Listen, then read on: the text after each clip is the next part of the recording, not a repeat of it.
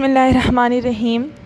Assalamualaikum. Welcome to my channel BS Nursing for All. So today is the topic of discussion is glycolysis, the topic of metabolism of carbohydrates in biochemistry for BS Nursing syllabus. So first of all, we are trying to understand what is glycolysis. Glycolysis mean the breakdown of, इसमें हमारे पास breakdown होती है of glucose. Okay, breakdown of glucose को हम कहते हैं glycolysis. अब glycolysis में हमारे पास एक मॉलिक्यूल जो है ग्लूकोज का, वो कैसे ब्रेकडाउन होता है, किन स्टेप से होके गुजरता है, कौन से एंजाइम से होके गुजरता है कि उसकी ब्रेकडाउन होती है और हमारे पास एटीपी फॉर्मेशन होती है. The main thing is the result of ATP formation. So सबसे पहले हम स्टार्ट करते हैं यहाँ से कि ग्लूकोज, यहाँ पे हमारे पास एक ग्लूकोज मॉलिक्यूल है जो कि 6 कार्बन कंपाउंड है, C6H12O6 formula, all you know. फिर हमारे पास आता है कि जो फर्स्ट स्टेप होगा उसमें ग्लूकोज कन्वर्ट हो जाएगा इनटू ग्लूकोज 6 फॉस्फेट में. ग्लूकोज 6 फॉस्फेट जो है ये कन्वर्ट हुआ इसमें, तो हमारे पास आता है कि इसमें कौन से एंजाइम ने इसकी हेल्प की, या तो हेक्सोकाइनेज एंजाइम होगा या फिर ग्लूकोकाइनेज एंजाइम होगा. हमारे पास आता है ग्लूकोकाइनेज एंजाइम जो है, ये मैं आपको बताती चलूँ. ग्लूकोकाइनेज एंजाइम जो है ये हमारे पास लिवर में होता है, अगर लिवर से हमें कन्वर्जन चाहिए हो, ब्रेकडाउन कर रहे हो ग्लूकोज की. और हेक्सोकाइनेज जो है ये हमारे पास मसल्स में होता है. ओके, ये हमारे पास मसल्स में होता है. फिर आ गया हमारे पास कि चलें अब ये हो गया हमारा वो कि ग्लूकोकाइनेज या हेक्सोकाइनेज इसमें रोल प्ले करेगा, इसे कन्वर्ट करेगा ग्लूकोज 6 फॉस्फेट में. मैंने आपको प्रीवियस जो इसका पार्ट 2 था, मैंने जो ग्लाइकोजिनोलाइसिस वगैरह डिस्कस किया, उसमें मैंने आपको बताया कि काइनेज का मतलब होता है एडिशन ऑफ फॉस्फेट. ओके, तो यहाँ पे एडिशन ऑफ फॉस्फेट हुई on the carbon number 6 of the glucose. तो ग्लूकोज 6 फॉस्फेट, यहाँ पे हमारे पास एक एटीपी कंज्यूम हो गया, convert into ADP, and that phosphate of ADP is attach with glucose 6 phosphate. Okay, glucose के साथ अटैच हो जाए, ग्लूकोज 6 फॉस्फेट बन गया. फिर हमारे पास आता है ग्लूकोज 6 फॉस्फेट के बाद फ्रक्टोज 6 फॉस्फेट में कन्वर्ट होगा. हाँ, अब ये वाला जो एंजाइम हमने इसमें यूज़ किया वो है phosphogluco isomerase, because fructose and glucose both are isomers of each other having same molecular formula and different structure formula. ये दोनों आइसोमर्स है, इसमें हमारा फोस्फोग्लूको आइसोमेरेज एंजाइम यूज़ हुआ, एंड दैट रिएक्शन जो है ये हमारे पास रिवर्सिबल है, यानी कि ये वापस जा सकता है अपने उसी हालत में. Okay, that is reversible. फिर हमारे पास आया कि रिवर्सिबल रिएक्शन हो गया. फिर उसके बाद जब हमारे पास फ्रक्टोज 1,6 बिस फॉस्फेट में कन्वर्ट होगा by the action of phosphofructokinase enzyme, यानी कि अब इसमें एक और हमारे पास फॉस्फेट ऐड हो जाएगा, बिकॉज काइनेज, अब दूसरा जो फॉस्फेट ऐड होगा वो फर्स्ट कार्बन पे ऐड होगा ऑफ द फ्रक्टोज. यहाँ पे देखिए, यहाँ पे भी ऐड हो गया, यहाँ पे भी ऐड हो गया, फर्स्ट एंड लास्ट कार्बन पे एक एटीपी यहाँ पे भी कंज्यूम हो गया है. ओके, ये कंज्यूम हो गया है. फिर हमारे पास आता है कि यहाँ पे फ्रक्टोज 1,6 बिस फॉस्फेट के बाद हमारे पास एक दूसरे एंजाइम ने एक्ट किया, फ्रक्टोज बिस फॉस्फेट अल्डोज ने, उसने कन्वर्ट किया इसे 2 कंपाउंड्स में, dihydroxy acetone phosphate and glyceraldehyde 3 phosphate. ये दोनों हमारे पास 3 कार्बन कंपाउंड है. ठीक है, ये दोनों 3 कार्बन कंपाउंड है, ट्रायोज. और फिर हमारे पास आता है ये दोनों आपस में रिवर्सिबल हैं.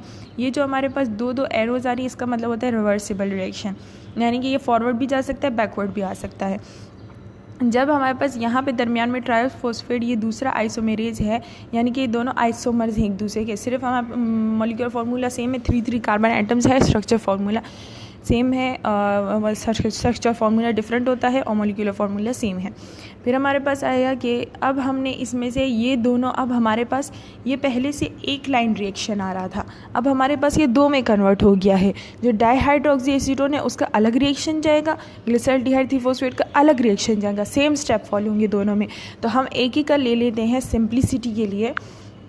कि यहाँ पे हमारे पास आ गया है ग्लिसरल्डिहाइड 3-फॉस्फेट का रिएक्शन हम लेते हैं, ठीक है।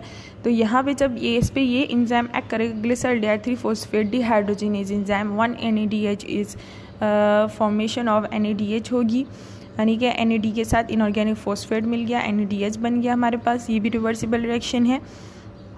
यहाँ पे ये जो 2x है इसका मतलब है कि ये दोनों तरफ हो रहा है, डाइहाइड्रोक्सीस्टोन भी ये वाली रिएक्शन करे, ग्लिसरल्डिहाइड 3-फॉस्फेट भी करे है।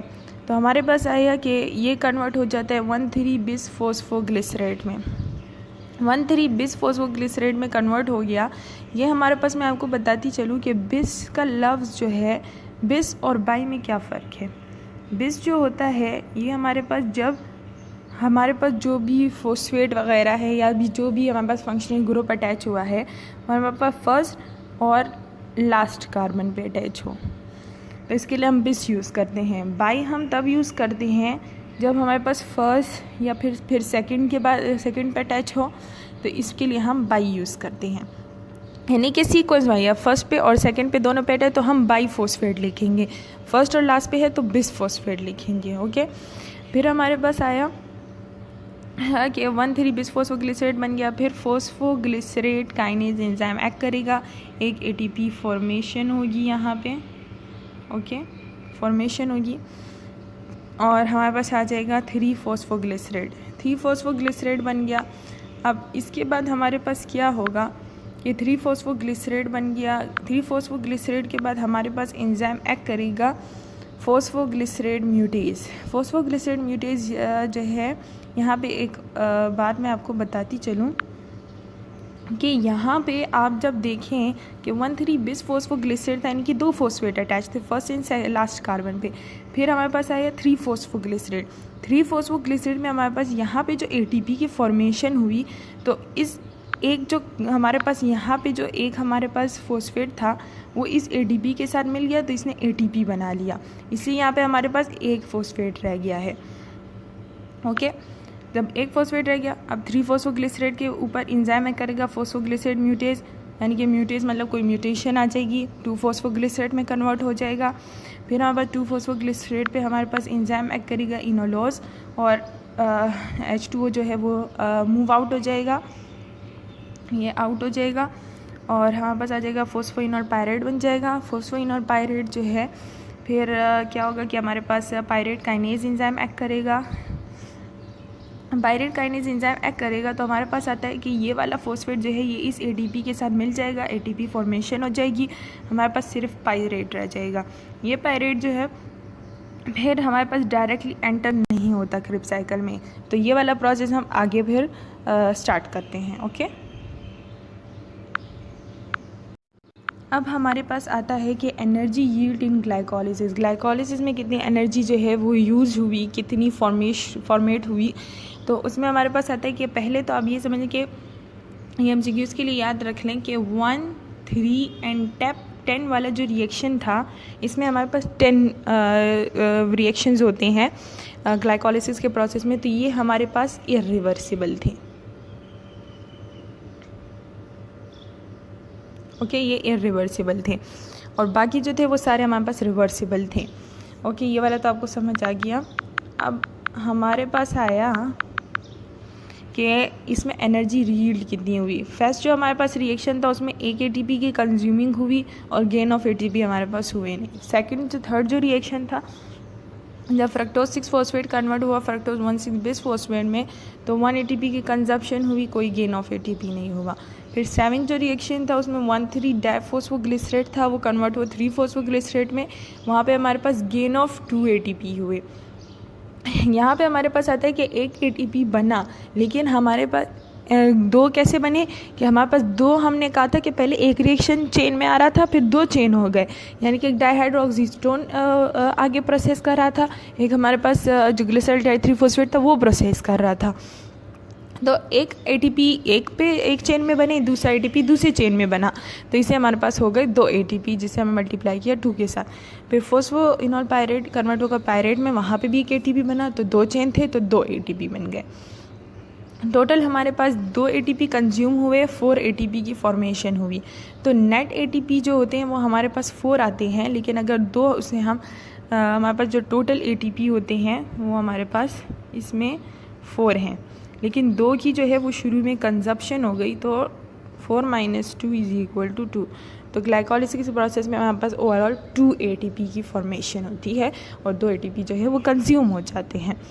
So this is the process of glycolysis. Hope so you will understand clearly. If not, then comment me and I will repeat for you. Thank you so much. Allah Hafiz.